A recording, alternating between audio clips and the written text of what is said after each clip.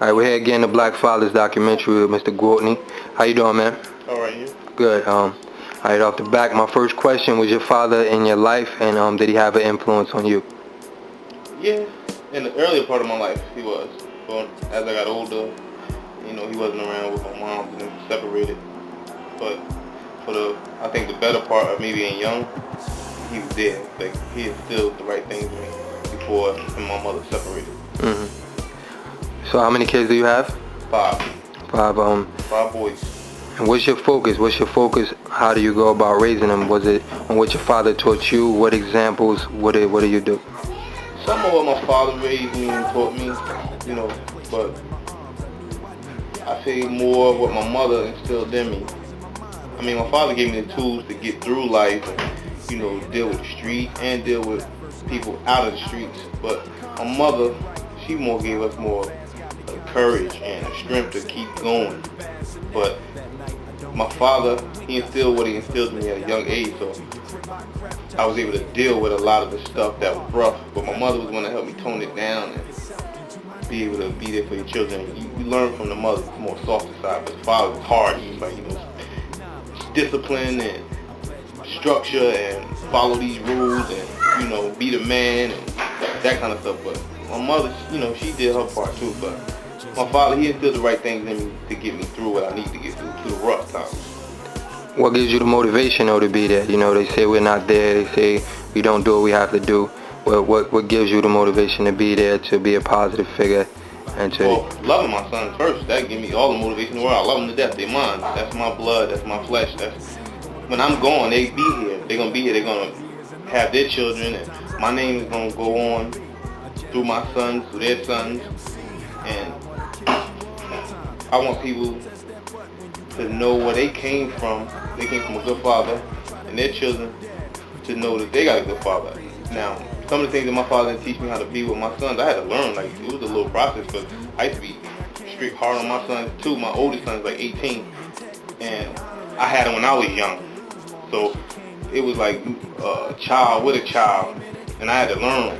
It's like, it took years for me. So what steps, because right now that's what's going on a lot.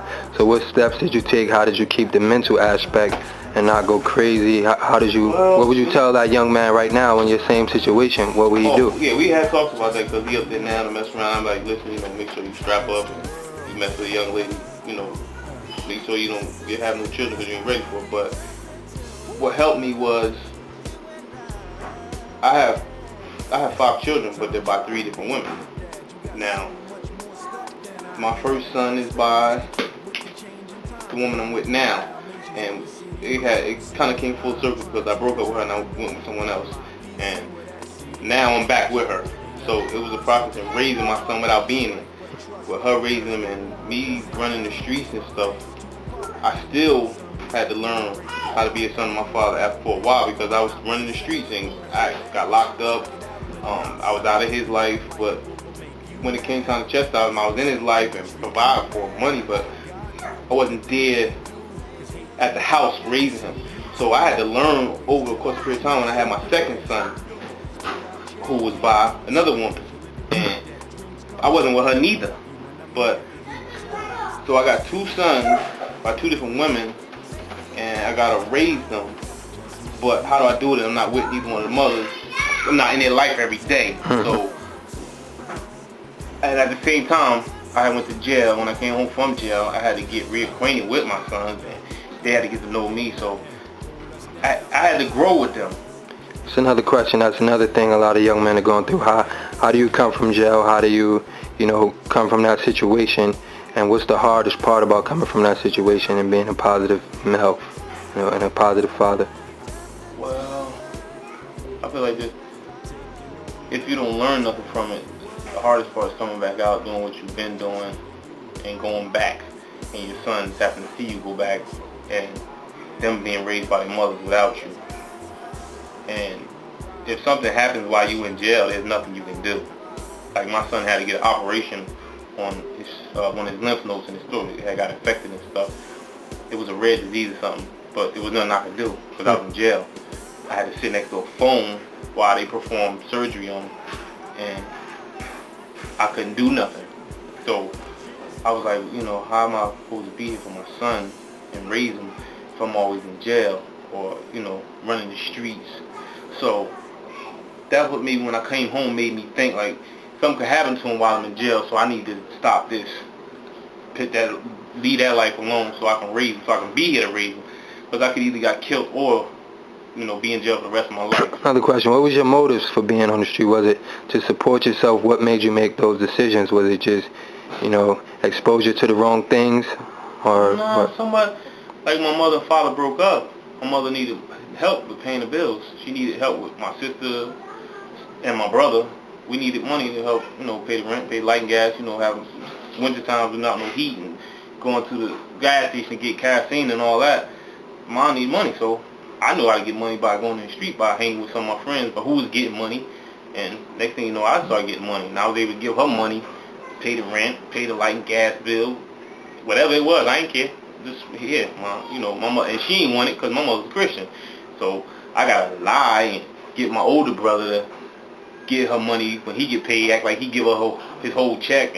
But it was because my father wasn't there. He was out doing his thing. So I had to learn from that too. Like, I thought about how when my father wasn't there to help my mother, same with my sons, their mother. I'm not with them and I'm not there, but I know I got to give them that financial support so my children don't have to suffer. And the mothers too, because we always think about, oh, I'm taking care of my son, but the mother's one who got to take care of the sons. And whatever pain they feel, the sons feel. Mm-hmm. That's how I felt about my mother. Whatever pain she was feeling, working winters and catching the buses and stuff, I felt that because I'm like, this mom do, so I don't want her struggling and hurting. So that was my motivation to start selling drugs, getting money, and helping her out, and making sure things was better for us. And at that time, I had to move out, so my mother wasn't having it. So I had to move out, get my own place, and that's what really got me to selling drugs. Like, I'm going to do it. And after that, you know, you catch cases, you go through all kind of craps in the street. I got shot when I was like 15. It was a point where something happened to me where I wasn't supposed to be able to have children and getting shot where I got shot at.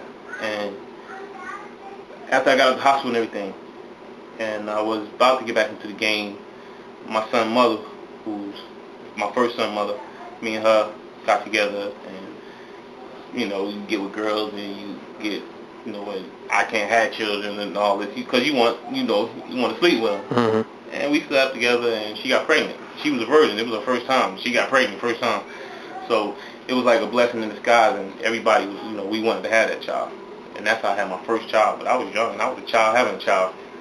But the motivation for selling drugs and being in the streets was just to help my moms and take care of my family. And then when the child came along, I had to buy a crib, buy clothes, buy pamphlets. And I got my girl mother looking at me like, you done ruined my daughter's life, so I got to make sure that I get her money and make sure that it's not like, he just got you pregnant and he ain't even here for the baby. So that was my motivation, get more money. So then after that, selling drugs and doing what I do, what I was doing was just, that was the means for me. That was my life. All right, man. We definitely appreciate you on the documentary. And this is an example because it's an everyday story. So thanks a lot for being on the documentary. Oh, you're welcome.